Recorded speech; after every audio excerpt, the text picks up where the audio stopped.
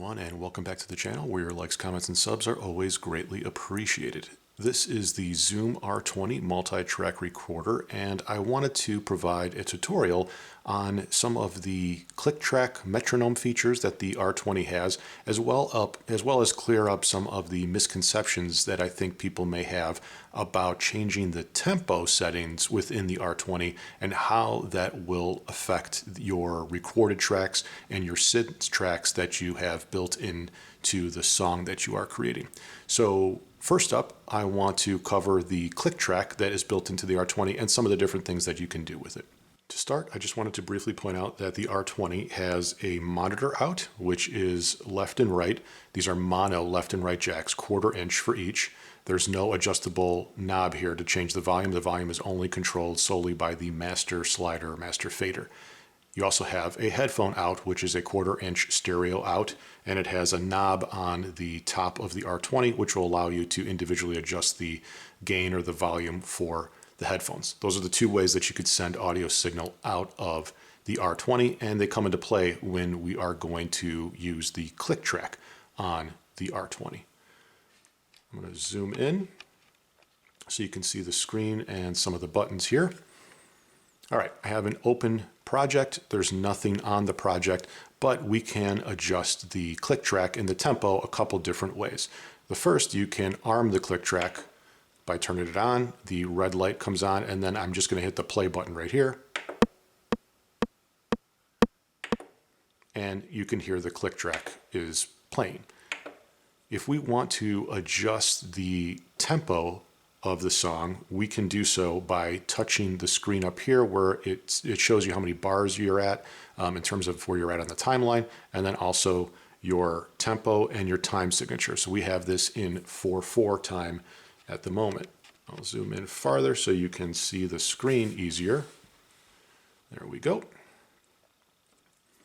Okay, so if we want to adjust the time from 120 beats per minute in 4/4 time to something else, we can just tap that on the screen, and now we're into the project settings. From here, we can adjust the time signature to 3/4, 4/4, or 6/8 time. We also have control over the click track, just to turn it on or off. You can also set up a pre-count. So if you set the pre-count on, if we've got it in 4/4 time, it'll give us 4 clicks before it starts recording. So I can arm the recording button, and before it starts recording, you'll get the 4 beats in, and then it'll start recording immediately after that 4 pre-count is triggered by touching this button and turning that on. Now, we've got several different clicks that we can use. If I play this here, and we could turn on the click either with that button, the physical button, or by turning it on here. When I do that and I turn it on here, the red light comes on the board. So you could easily see that. Off, on, the red light comes on above the physical click button. We've got the click on. Once you have it on, I could hit play. This is high Q,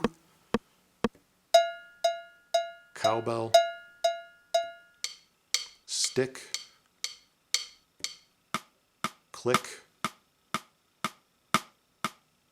and bell, which is a combination of click with a bell in there. What you'll notice is that it's a 4 count. So if I'm in 4/4 time, you're essentially getting quarter notes. You'll get the downbeat of 1 as a louder click, and then the next 3 beats will be softer clicks.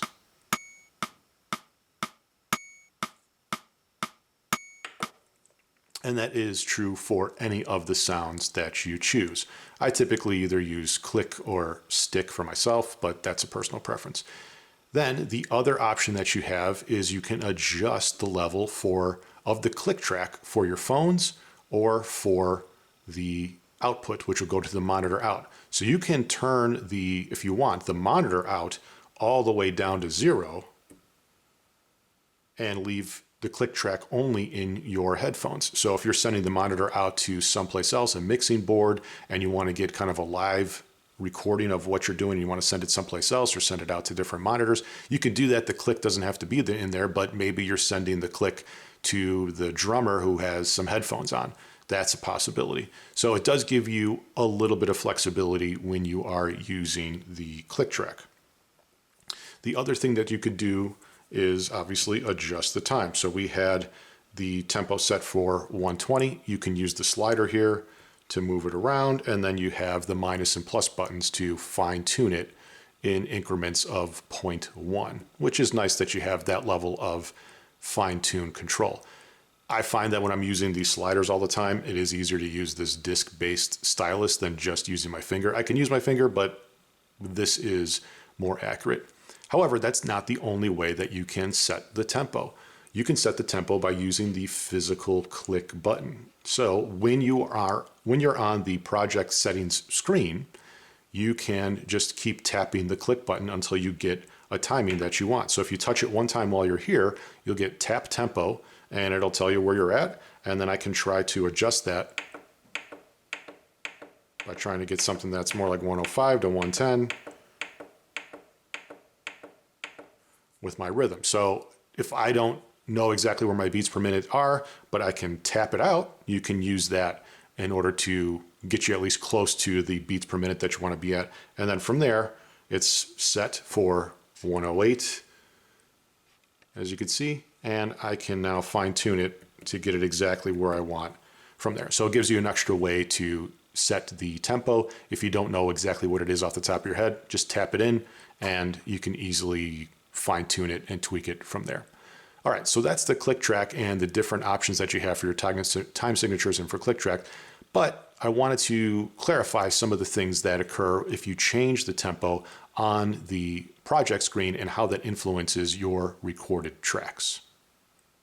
Okay, so for this project, I just used a pocket operator and I laid down a stereo track where I'm simply playing a scale. And I set the beats per minute on the pocket operator and on the R20 to be at 125 beats per minute in 4/4 time. So you can see I've got nice and neat, clean 1 measure, 2 measure, 3 measure to play these scales.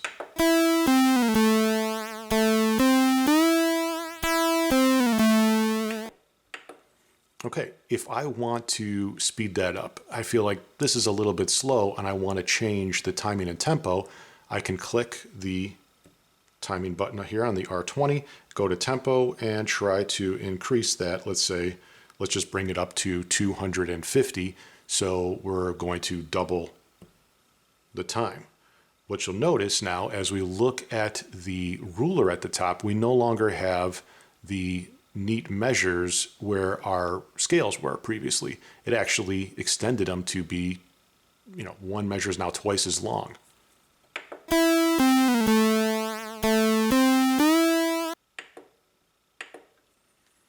Okay, it did not change. When we changed this to 250 beats per minute, it did not change the speed at which the pocket operator scales played. They played at the exact same speed, but we changed the ruler up at the top. Additionally, it wound up cropping our tracks because we changed the way that the grid is actually displayed and laid out, and we changed sort of the organization of the song to the R20. But the audio track that we put down, that's a static track. If we wanted to essentially double the way that the speed that that's played at, it would sound like the Chipmunks were playing it. You would get this really high pitch as you sped up the audio track. Or if you slow it down, it would get really low and slow. So changing the tempo in the R20 changes your ruler grid, changes the organization of your measures and the beats per minute of the song to the R20. But if you already laid down audio tracks, it's not going to adjust that. If I wanted to truly adjust the speed of any of these tracks and not alter the pitch, you need to do audio processing. The R20 can do that by selecting a track and hitting that scissor icon, and now I can use this time stretch feature and stretch this thing out to be twice as long, and it would speed it up and try to do some processing so it wouldn't change the pitch. It works okay, but it does add more artifacts the more and more you stretch it. So I made a video about that. If you want to check it out, I'll link it here.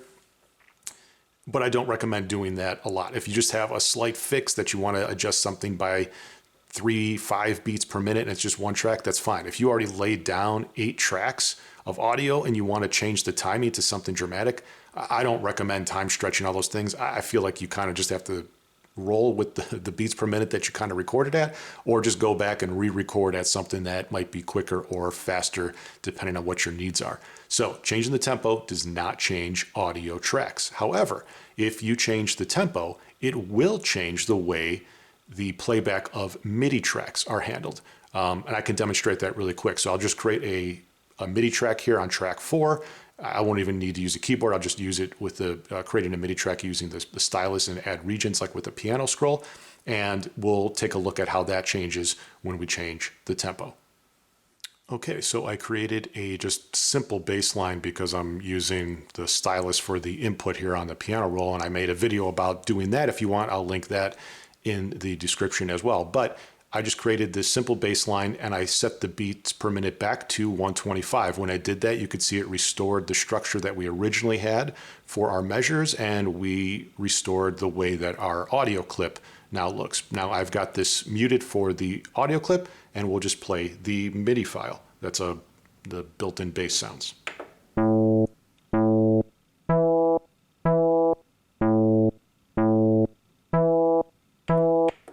Okay, simple enough, set for 125. If I change that bass line now, and we'll double it to 250, like we did previously with the audio track. The audio track, it never changed the way it sounded, but now the bass line sounds like this.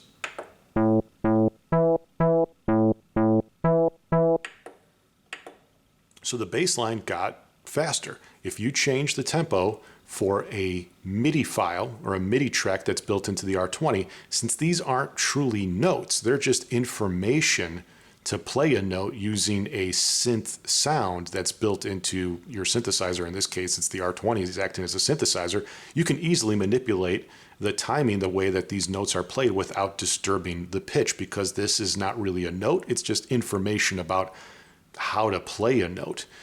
If you've got an audio track, that's just a static audio file that is going to just be there no matter what you do to the timing and the tempo of your song.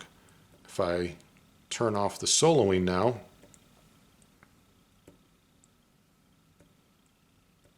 and put this in, you'll see that the bass line is now twice as fast as what the audio track was.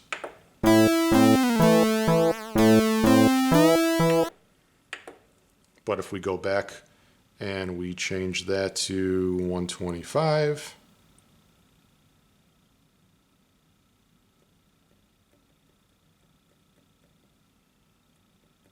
just take a second here. This is where the fine tuning could be a little bit annoying. All right, we play that.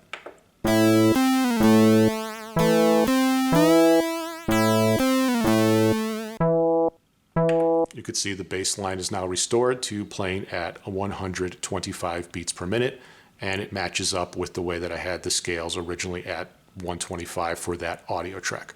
So I hope that clarifies the way that changing the tempo works with the R20, as well as giving some ideas about how you can use the click track with the monitor out. You could change that with those different volume levels, as well as change the volume levels for the headphone jack. And you can also tap the tempo button, the click button, in order to set the tempo. That's all I have for this video. Hope you found it helpful, and I will see you again next time. Goodbye.